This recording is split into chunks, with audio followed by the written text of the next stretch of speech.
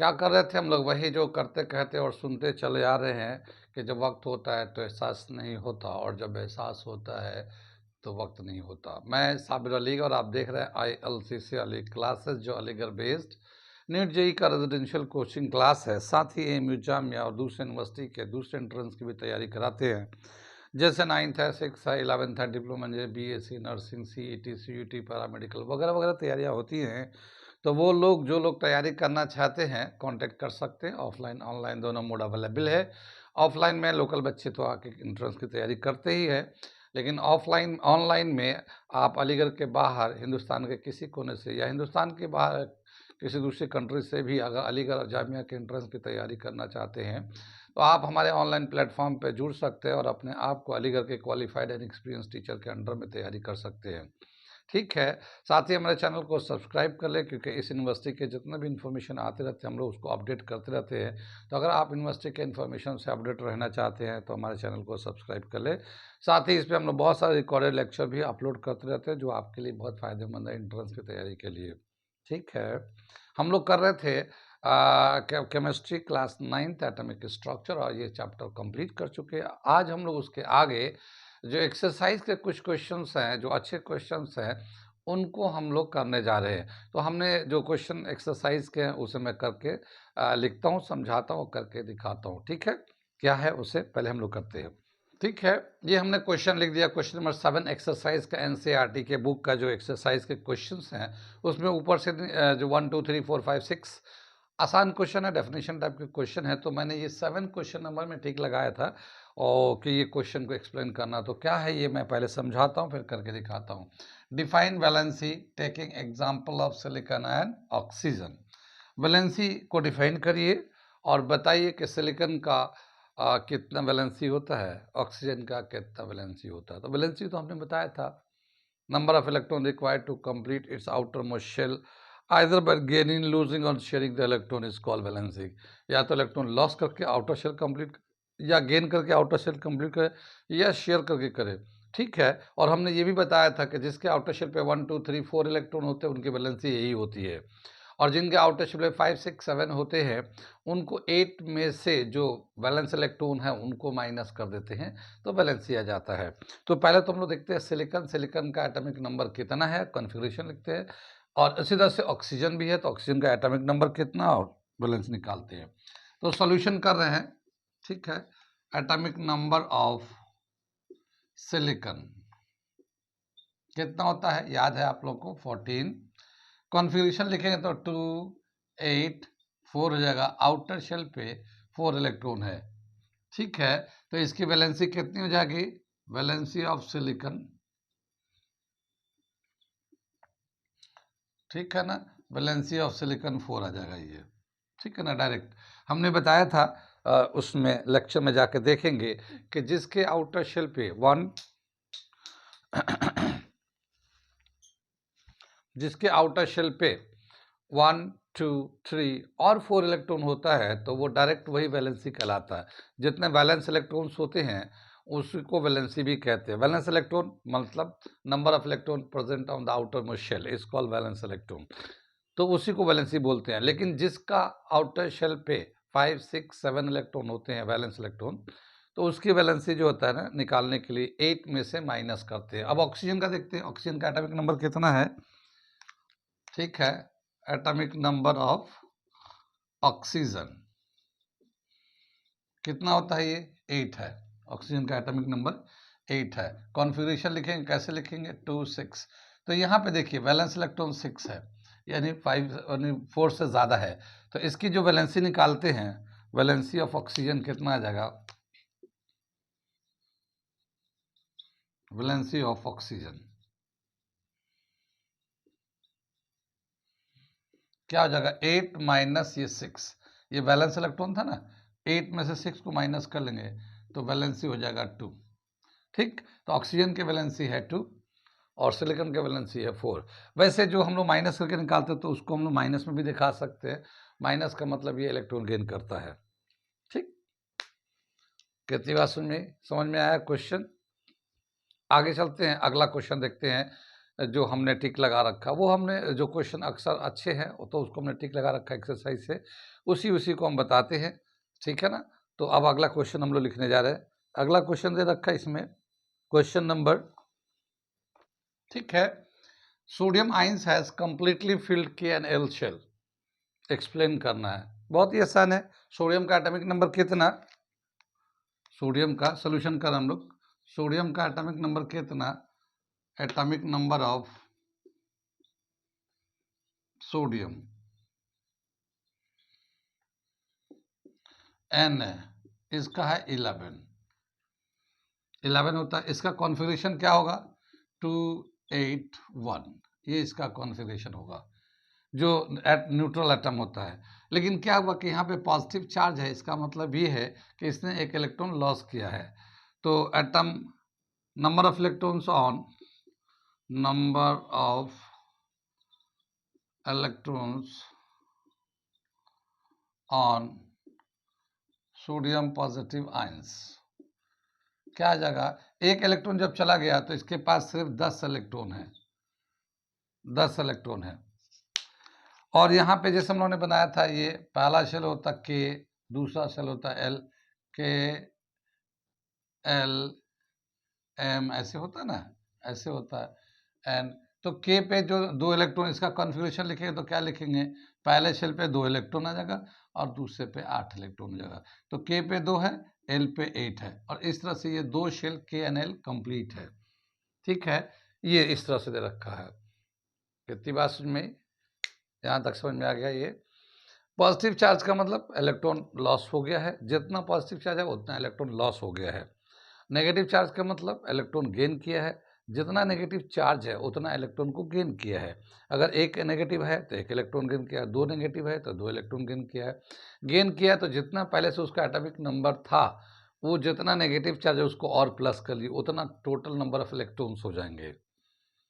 Total number of electrons जो पहले से एटॉमिक नंबर था वो प्लस जितना नेगेटिव चार्ज है। और नंबर ऑफ इलेक्ट्रॉन जब पॉजिटिव आयंस होगा तो जितना एटॉमिक नंबर था और जितने पॉजिटिव चार्ज हैं उस नंबर ऑफ इलेक्ट्रॉन में से उसको माइनस कर देंगे, तो वो अब बचा हुआ इलेक्ट्रॉन है। जैसे मान लो सोडियम है, सोडियम का एटॉमिक नंबर कितना है, 11 है, 11 है, उस पर एक पॉजिटिव चार्ज है, तो 11 में से एक माइनस करो तो 10 बचा हुआ अभी इलेक्ट्रॉन, क्योंकि एक चला गया है। अगर 2 पॉजिटिव होता है तो 2 इलेक्ट्रॉन चला गया, 2 माइनस करते तो अब बचा हुआ इलेक्ट्रॉन पता चल जाता, ठीक है। तो ये हमारा समझ में बात आ रही है नेगेटिव पॉजिटिव से। आगे चलते हैं हम लोग, अगला क्वेश्चन करते हैं, क्वेश्चन नंबर 10। क्वेश्चन नंबर 10 अच्छा क्वेश्चन है, 10 एंड 11, उसे मैं लिखता हूँ, करता हूँ। ये क्वेश्चन दे रखा हमारा, क्वेश्चन नंबर 10 मैं पढ़ता हूँ, समझाता हूँ, फिर करके दिखाता हूँ क्या है। If bromine atom is available in the form of से 2 आइसोटोप्स, ब्रोमीन 35, 79, 49.7% इतना मिलता है ब्रोमीन का। एंड ब्रोमीन का जो दूसरा आइसोटोप्स है 35, 81 and 50.3%, calculate the average atomic mass of bromine, ठीक है ना। तो एक ब्रोमीन के 2 आइसोटोप्स हैं, आइसोटोप्स तो जानते हैं जिसका एटॉमिक नंबर सेम होता है बट एटॉमिक मास डिफरेंट होता है। तो इसमें दोनों में 35 है, मास में देख रखा, एक का 79 है एटॉमिक मास और दूसरे का 81 है। 79 जिसका है वो 49.7% अवेलेबल है और जिसका 81 है वो 50.3% अवेलेबल है। अब हमें एवरेज मास निकालना है, क्योंकि दोनों ही लगभग 50-50 है, तो इसका एवरेज मास कितना होगा।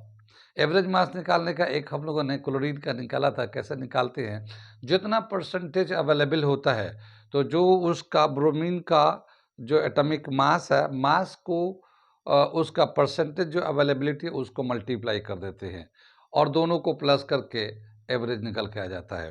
तो हम लोग सोल्यूशन करते हैं, क्या दे रखे, पहले मैं इसका फॉर्मूला लिखता हूँ, सोल्यूशन करने जा रहे हैं, ठीक है। यहाँ पे क्या है, ब्रोमीन का जो एटॉमिक मास है 79 है और इसका कितना 81 है, ठीक है। तो average atomic mass of bromine किसी का भी निकाल सकते हैं, ब्रोमीन का जैसा दे रखा है ब्रोमीन एटम, ठीक है।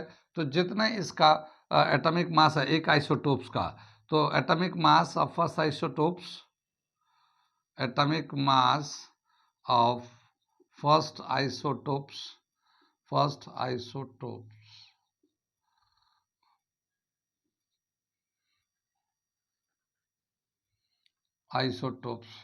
into percentage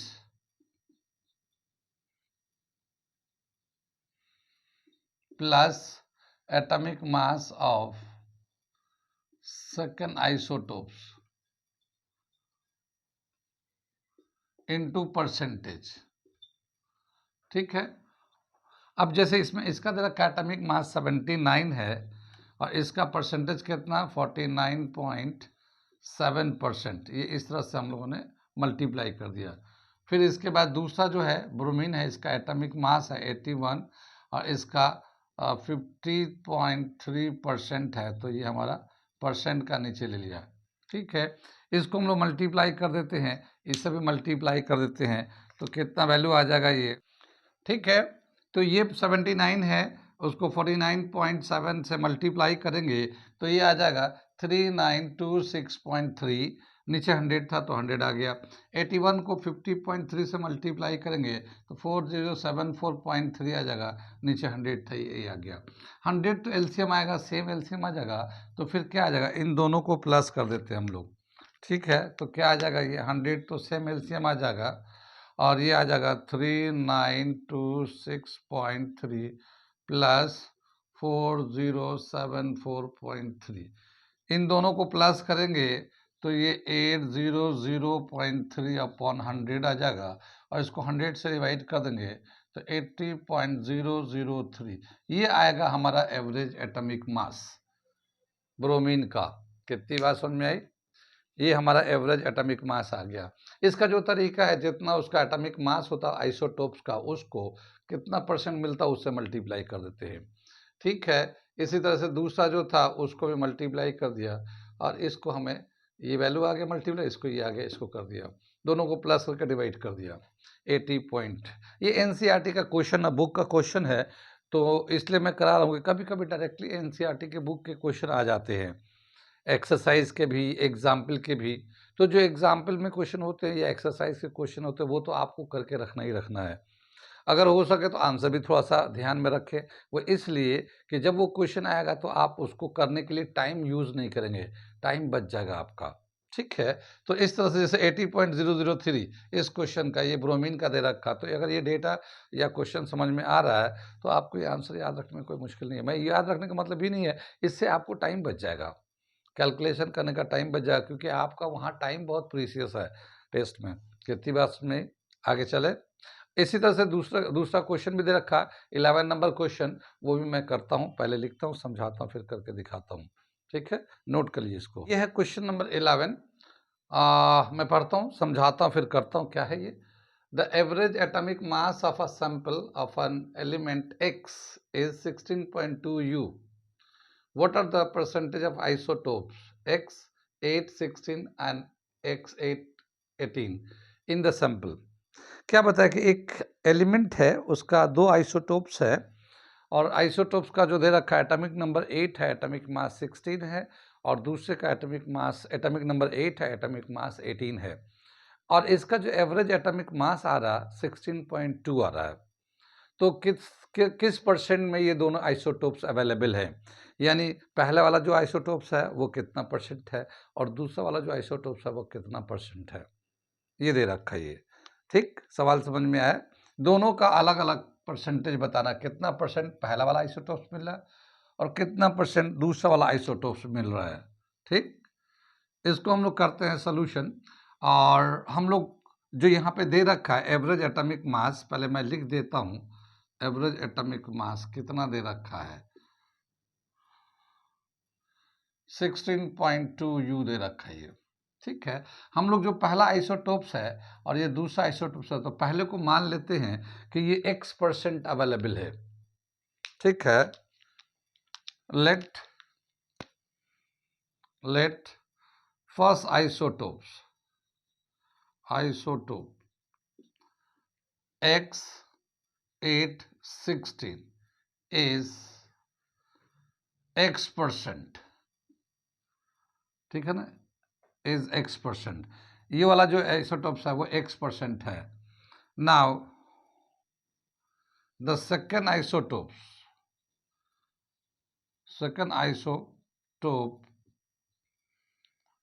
X818 is 100 minus x%।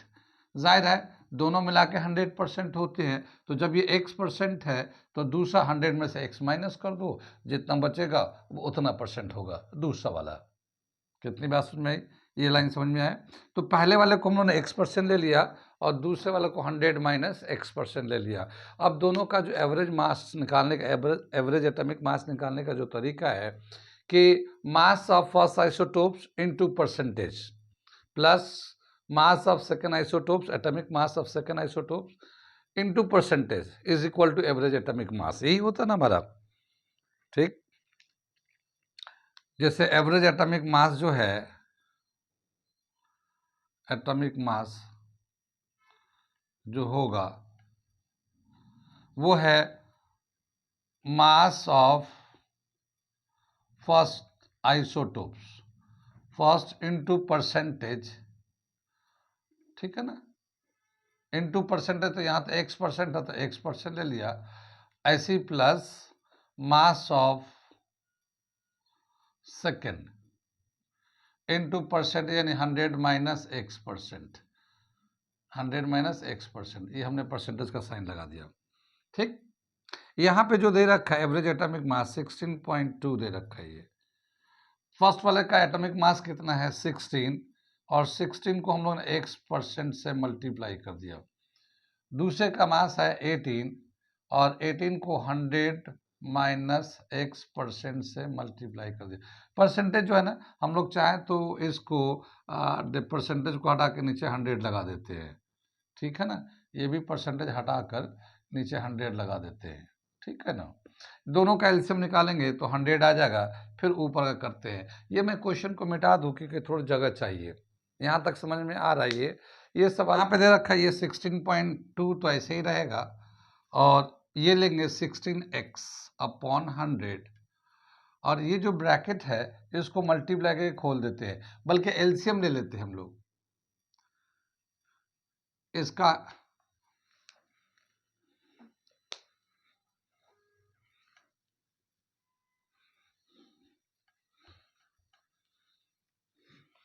ये दे रखा है, इसका जो एवरेज एटॉमिक मास है वो 6.2 है, और इन दोनों के नीचे 100 है तो एलसीएम इसका 100 आ जाएगा।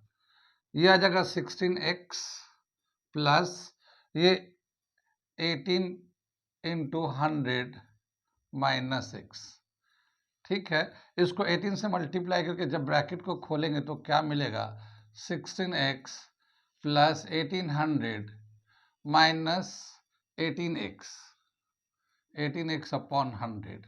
कितनी बात में? ये देखिए 16x में से 18x माइनस करेंगे तो माइनस का 2x बचेगा, इस 100 को इधर क्रॉस कर देते हैं तो ये हो जाएगा, अगर 100 से क्रॉस करके इसको मल्टीप्लाई करेंगे तो 2 0 बढ़ जाएगा तो डेसिमल लग जाएगा, तो 1620 इतना आ जाएगा हमारा ये वैल्यू।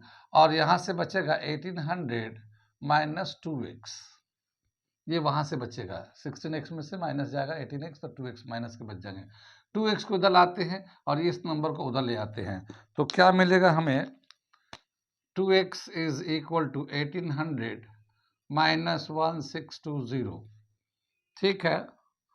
अब कितना मिलेगा ये हमें, ये 180 मिलेगा, यहाँ से 1800 में से 160 माइनस का था, x इज इक्वल टू कितना हो जाएगा 180 अपॉन 2, यानी कि ये 90% है। तो जो फर्स्ट आइसोटोप्स है, फर्स्ट आइसोटोप जो है ना 90% है, और जो सेकेंड आइसोटोप्स है 100 में से 90 माइनस का तो 10% है, ठीक है। तो फर्स्ट आइसोटोप जो अवेलेबल है वो 90% है। तो यहाँ पे मैं आंसर लिख देता हूँ इसकी जगह पे, first isotopes X816 is 90% and second isotopes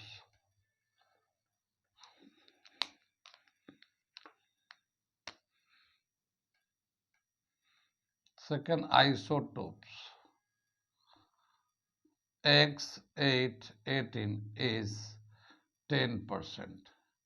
ये हमारा आंसर हो जाएगा। कितनी बात समझ में? ये 90% है और ये 10% है। ठीक, कहाँ कहाँ समझ में आया, कहाँ कहाँ नहीं है? ठीक, इसे नोट कर लिए। अगला क्वेश्चन मैं कराने जा रहा हूँ। ये था क्वेश्चन नंबर 11 एक्सरसाइज का क्वेश्चन। बहुत अच्छा सवाल है ये दोनों, इसे नोट। कितनी बात समझ में आई? ये अगला क्वेश्चन दे रखा क्वेश्चन नंबर 14, जो ठीक ठीक क्वेश्चन है वो मैं करा रहा हूँ। बाकी तो आसान क्वेश्चन है, तो कोई ऐसी बात नहीं है। क्या दे रखा? For the following statements write T for true and F for false. ठीक है ना? जो ट्रू है उसको ट्रू T लिखिए, और जो फॉल्स है उसके लिए F लिखिए। अब ये स्टेटमेंट देखते हैं क्या दे रखा। 4 स्टेटमेंट दे रखा। पहला दे रखा, J.J. Thomson propose that the nucleus of an atom contains only nucleons। ये देखिए, पहले देखिए कि J.J. थॉमसन ने प्लम पडिंग मॉडल के हिसाब से एटम का स्ट्रक्चर बताया था, तो उसके कंसेप्ट में न्यूक्लियस का टर्म आया ही नहीं था। उसके कंसेप्ट में इलेक्ट्रॉन आया था नेगेटिव चार्ज, और पल्प आया था पॉजिटिव चार्ज, न्यूक्लियस नहीं आया था। तो फिर न्यूक्लियस का कोई उसके स्टेटमेंट में नहीं था। अब न्यूक्लियंस क्या होता है? ये एक टर्म है जो हम लोगों ने थ्योरी में रह गया है। ये जो न्यूक्लियंस है, हम लोग जो बताते हैं कि जो हमारा एक एटम होता है उसका न्यूक्लियस होता है, और ये न्यूक्लियस पे प्रोटॉन प्लस न्यूट्रॉन होते हैं। तो ये जो प्रोटॉन प्लस न्यूट्रॉन होते हैं, ये तो नेचर ऑफ चार्ज के बेस पे कहते हैं। प्रोटॉन पॉजिटिव चार्ज होता है, न्यूट्रॉन का कोई चार्ज नहीं होता। लेकिन दोनों के कंबाइन के जो number of particles at nucleus है, number of particles at nucleus जो है, प्रोटॉन प्लस न्यूट्रॉन दोनों मिलाकर, उनको न्यूक्लियंस बोलते हैं हम लोग। न्यूक्लियंस, NUCLEONS, न्यूक्लियंस बोलते हैं। तो न्यूक्लियस पे जो मिलने वाला पार्टिकल है उसको न्यूक्लियंस बोलते हैं। लेकिन J.J. थॉमसन में तो न्यूक्लियस का कोई कंसेप्ट था नहीं, तो इसलिए ये जो स्टेटमेंट है ये फॉल्स है। ये स्टेटमेंट ए वाला फॉल्स है। ठीक, ये समझ बात आ गई, फॉल्स कैसे हो गया। अब हम लोग दूसरे नंबर पे चलते हैं। A neutron is form by an electrons and protons combining together, therefore it is neutral. क्या बोल रहा है कि एक जो न्यूट्रॉन जो होता है, एक प्रोटॉन को एक इलेक्ट्रॉन को जब कंबाइन करते हैं तो एक न्यूट्रॉन बनता है।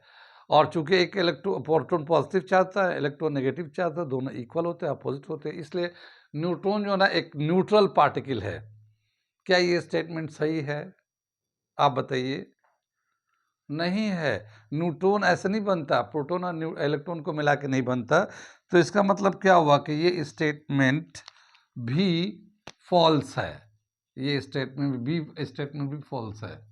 आगे चले, यहाँ तक समझ बात आ गई। थर्ड स्टेटमेंट देखते हैं। The mass of an electron is about 1/2000 times that of proton.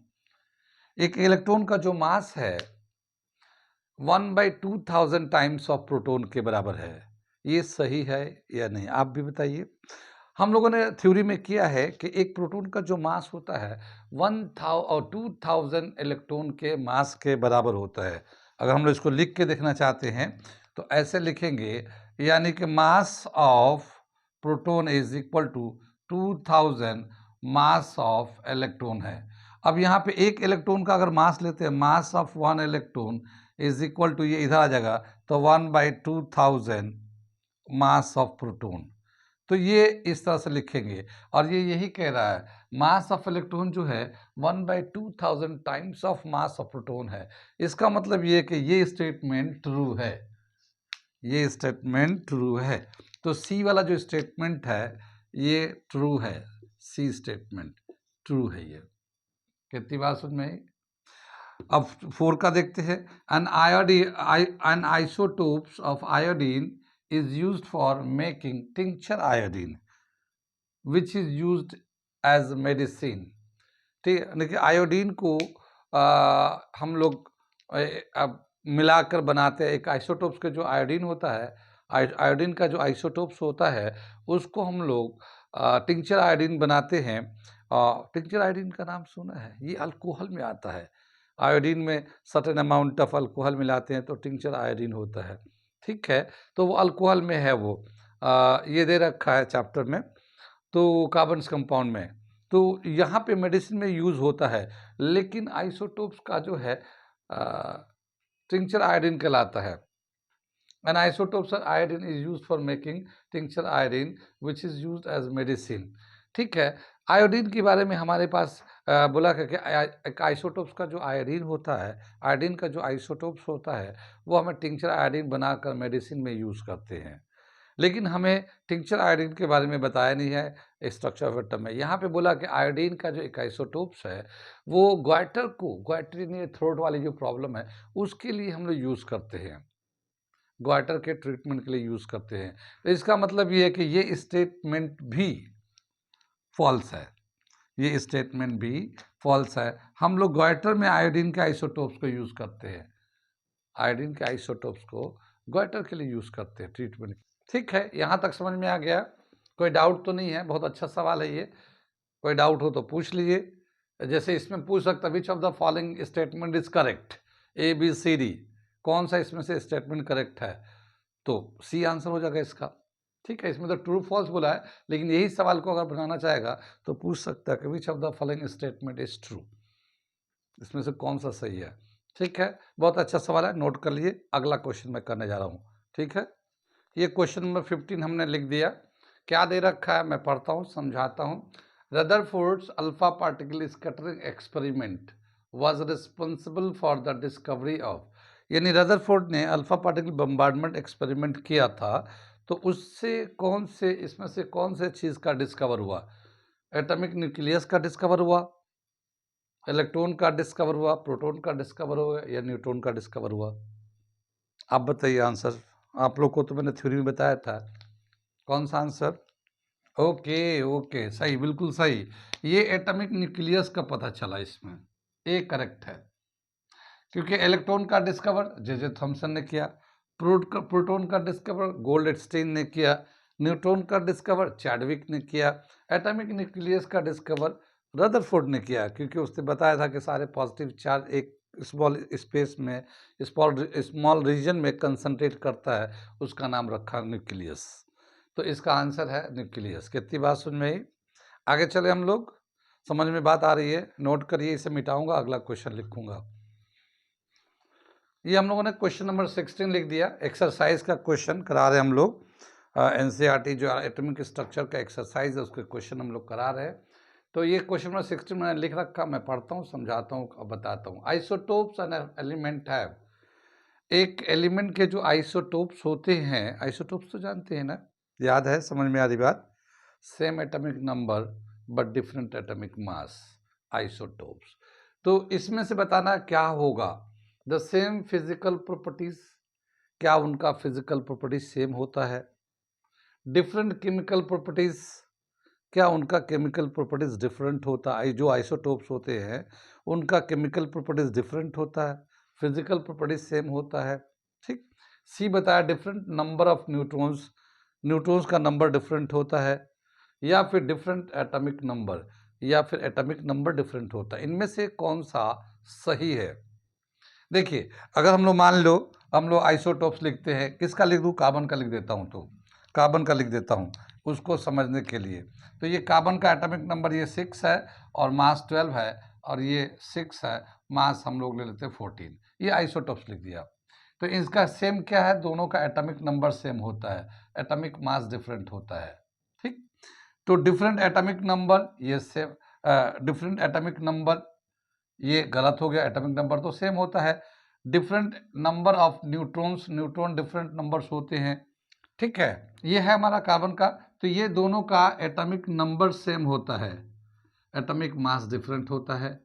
Atomic number same होता नहीं कार्बन का, तो केमिकल प्रॉपर्टीज सेम होता है। तो केमिकल प्रॉपर्टीज जो है ना ये डिफरेंट दिखाते हैं, इसका मतलब ये गलत लिखा हुआ है।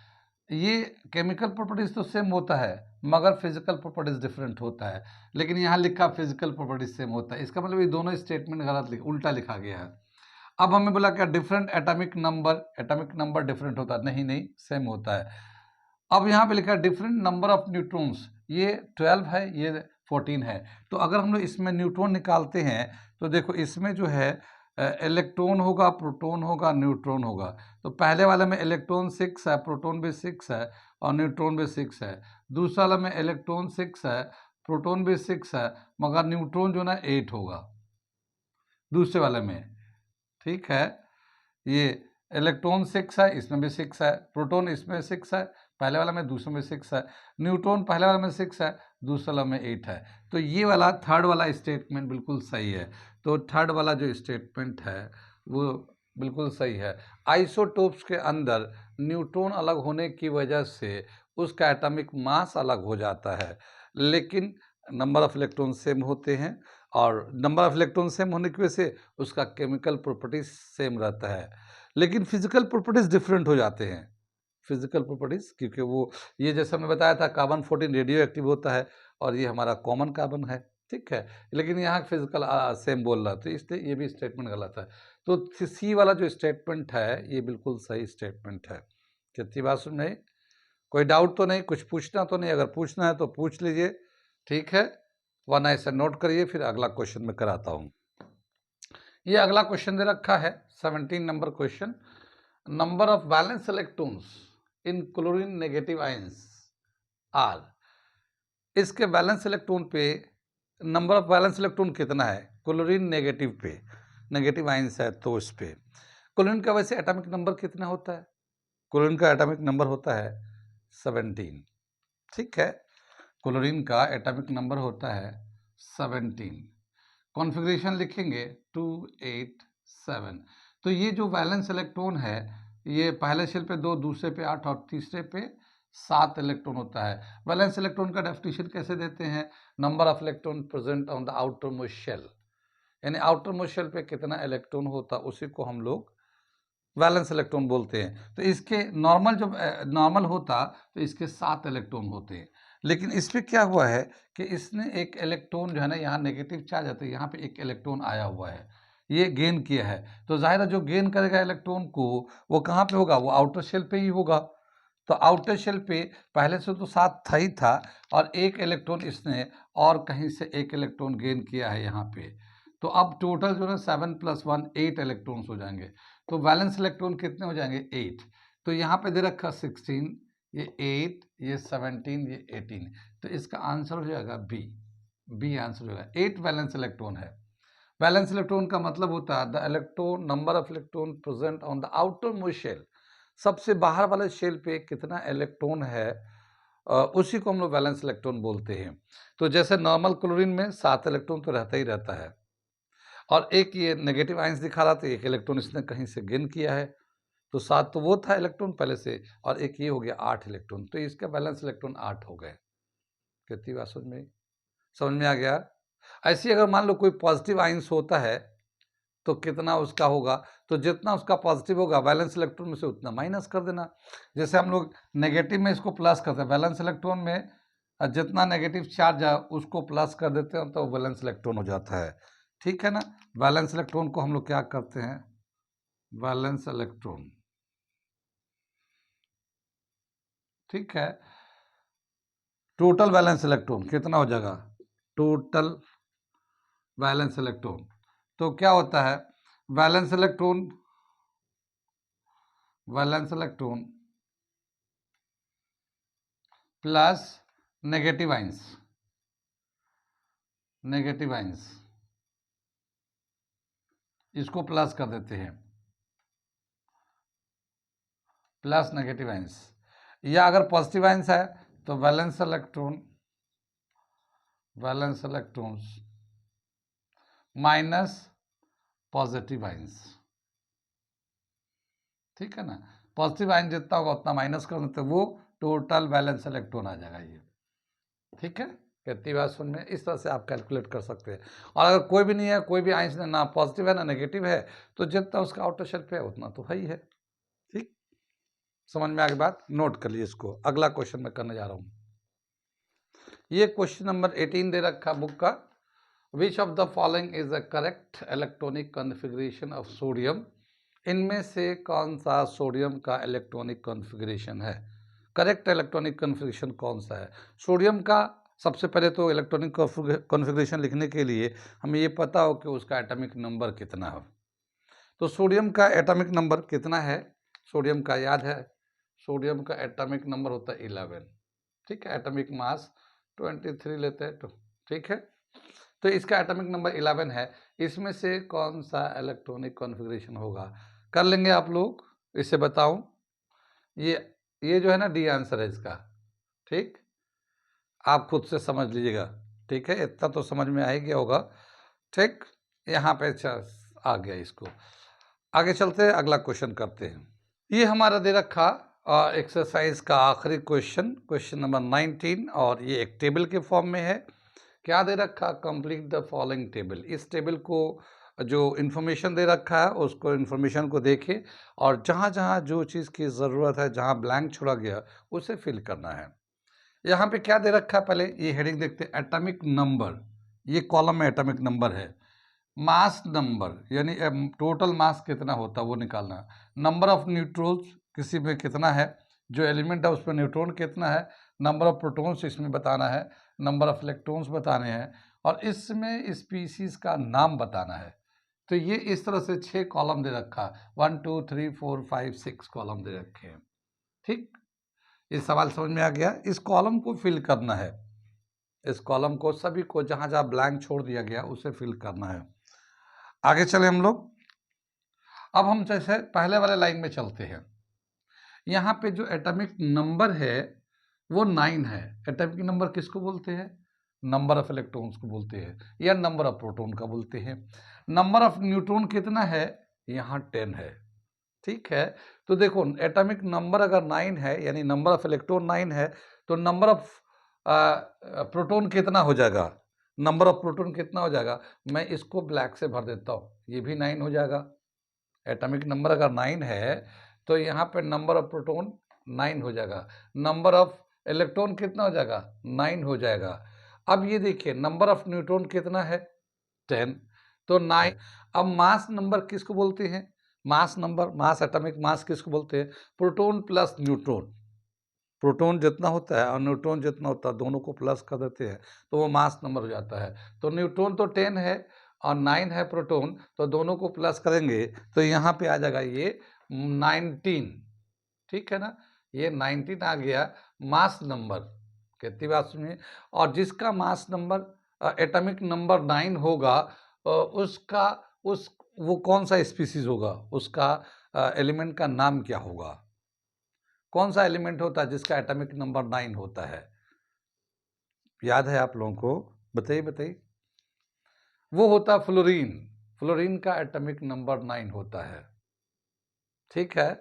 फ्लोरीन का एटॉमिक नंबर 9 होता है, तो हम लोग लिख देते हैं फ्लोरीन, ठीक है। फ्लोरीन आ जाएगा ये, या हम लोग FL से F लिख सकते हैं, फ्लोरीन F लिख सकते हैं, ठीक है। कितनी बात समझ में? ये समझ में आ गया कैसे हमने फिल कर दिया, ठीक। सेकंड पार्ट को अगर चलते हैं, सेकंड रो में चलते हैं, तो ये सल्फर दे रखा है ये कॉलम में, ये 32 दे रखा है, ये 60 दे रखा है। एटॉमिक नंबर यानी नंबर ऑफ इलेक्ट्रॉन कितना है? 16 है।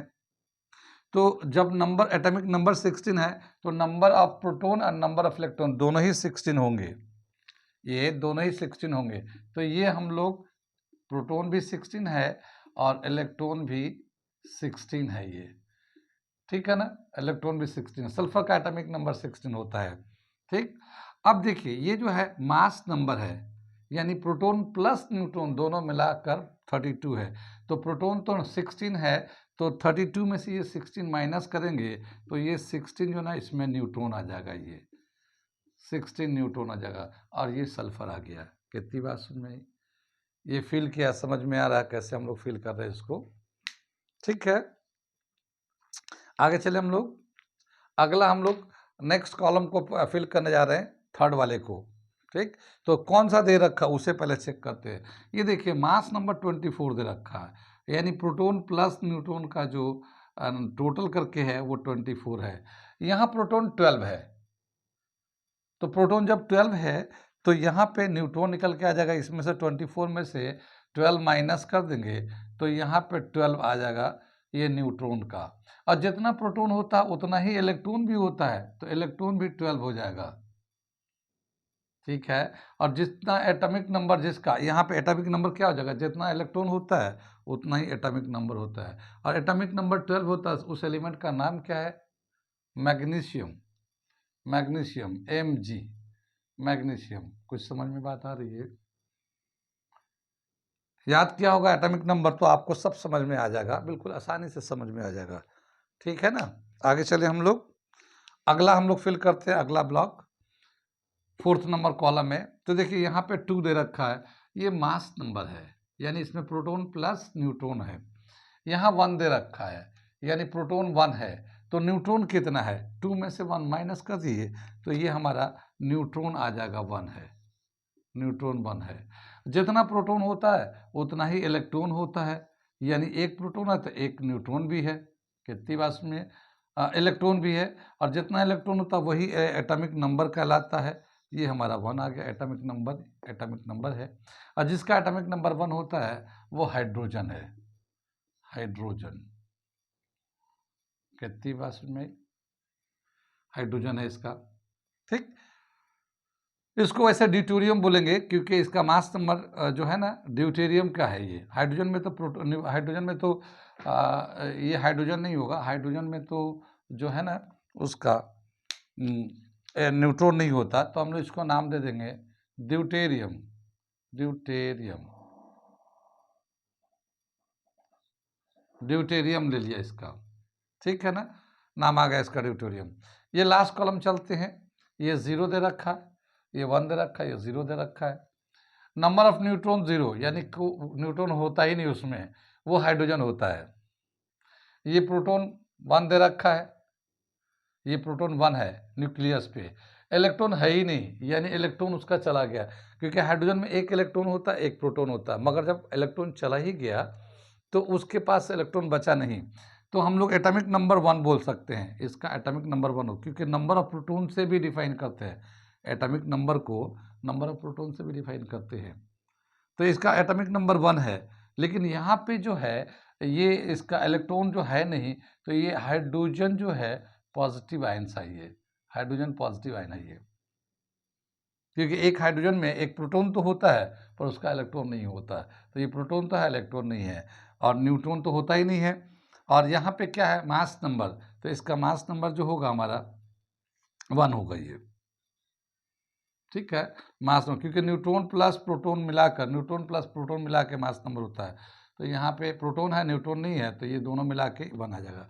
तो ये हमारा जो हमारा ये 19 नंबर क्वेश्चन एक्सरसाइज में दे रखा है, इसको हम लोगों ने एटॉमिक नंबर के हिसाब से फिल किया, समझाया भी।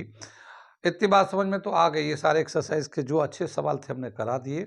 इसके अलावा और भी बहुत सारे ऑब्जेक्टिव क्वेश्चंस आपको प्रैक्टिस शीट्स में मिलेंगे आपको करने के लिए। तो आप जब इतना कर लेंगे, थ्योरी पढ़ लेंगे, जब ये कर लेंगे तो कुछ बहुत सारी चीज़ें कंसेप्ट क्लियर हो जाएंगे, और उसके साथ ही जो हमारे प्रैक्टिस शीट्स है उसको आपको मिल जाएंगे, तो उससे भी प्रैक्टिस कर लेंगे प्रीवियस को, और उसके बाद हम लोग प्रीवियस के क्वेश्चन भी इसमें अटैच करेंगे।